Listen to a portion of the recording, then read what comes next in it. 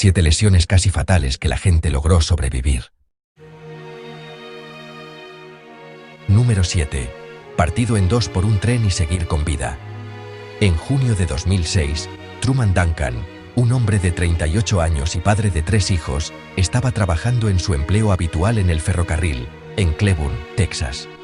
Su tarea consistía en enganchar 2 vagones de tren, un trabajo rutinario, pero extremadamente peligroso si algo salía mal. Durante la maniobra, Truman resbaló y cayó directamente bajo las ruedas de un vagón en movimiento. El impacto fue tan brutal que el tren literalmente lo partió en 2. Perdió gran parte de la pelvis, una pierna completa, parte de la otra pierna y uno de sus riñones. Cualquier persona habría perdido el conocimiento de inmediato, o algo peor. Pero Truman no lo hizo. A pesar del dolor extremo y de la gravedad absoluta de sus heridas, logró mantenerse consciente.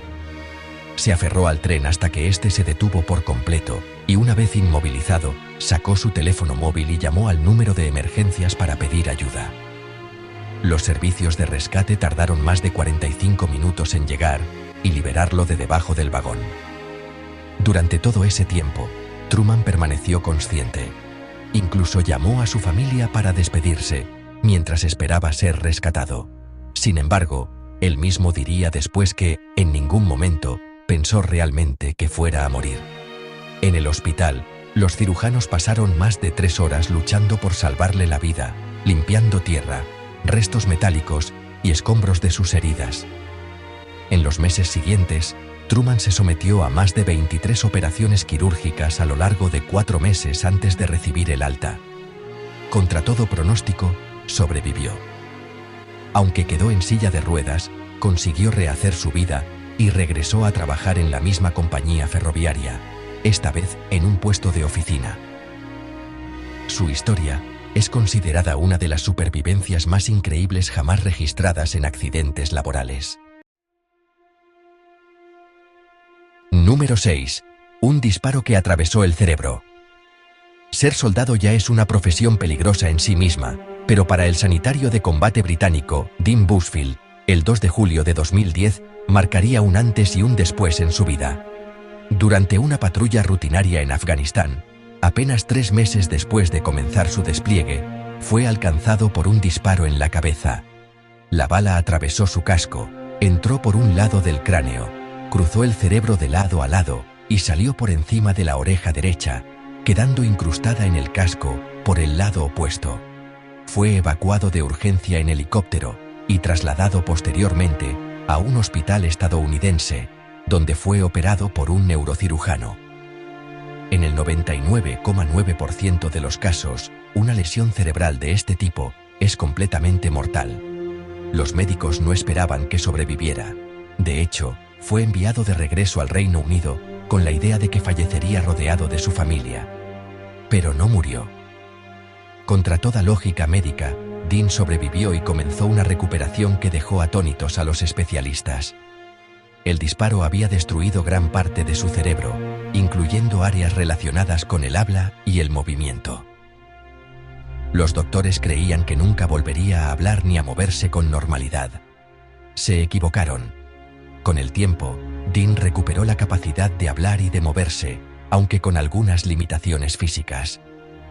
Lejos de rendirse, decidió ponerse a prueba participando en desafíos físicos extremos.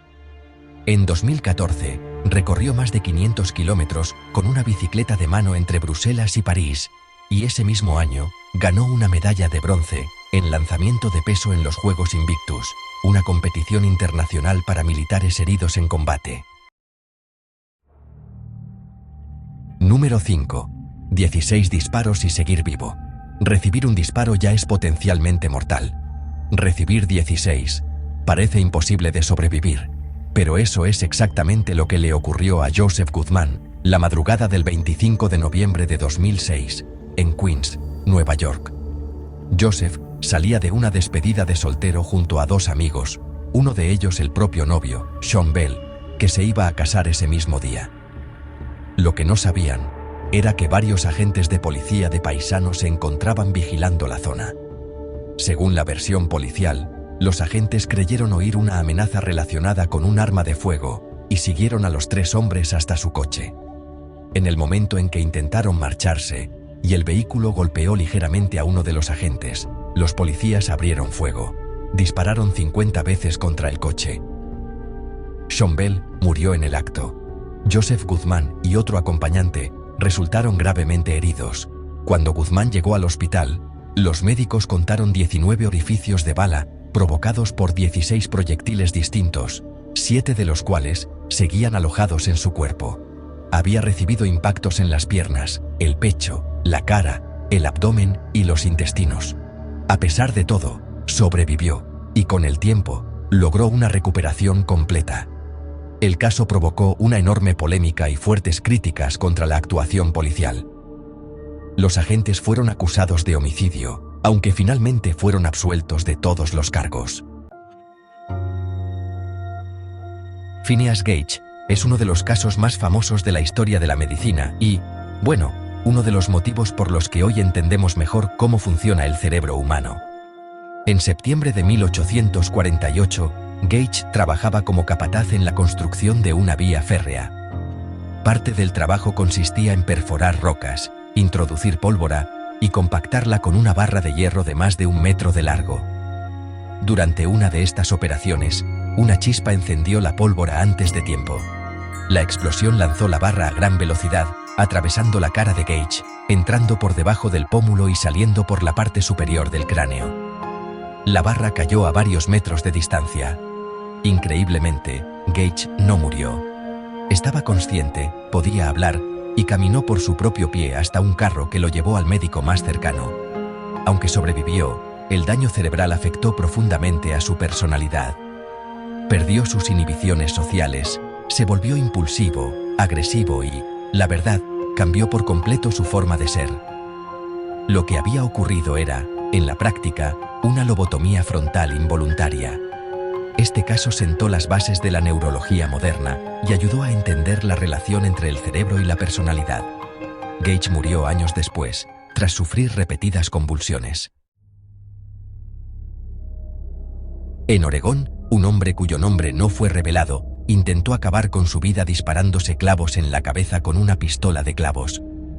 Estaba bajo los efectos de metanfetaminas y en un estado mental extremadamente inestable. Se disparó 12 veces. Días después, acudió al hospital quejándose de un fuerte dolor de cabeza y afirmando haber tenido un accidente laboral. Las radiografías revelaron algo aterrador.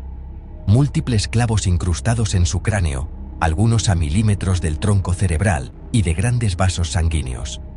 Los cirujanos los extrajeron uno a uno con extremo cuidado.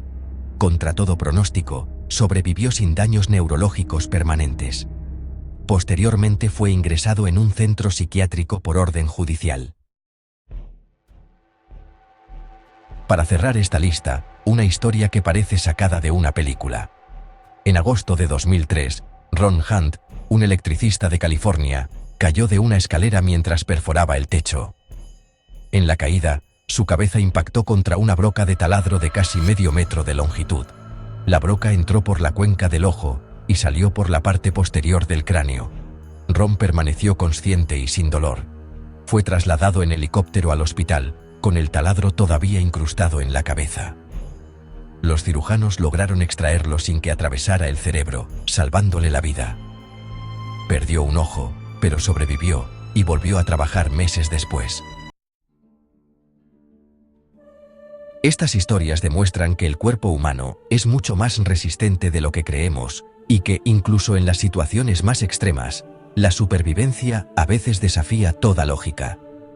Si te ha gustado este guión, no olvides dejar tu apoyo, suscribirte al canal y compartir el vídeo. Y como siempre, si tienes ideas para futuros temas, déjalas en los comentarios.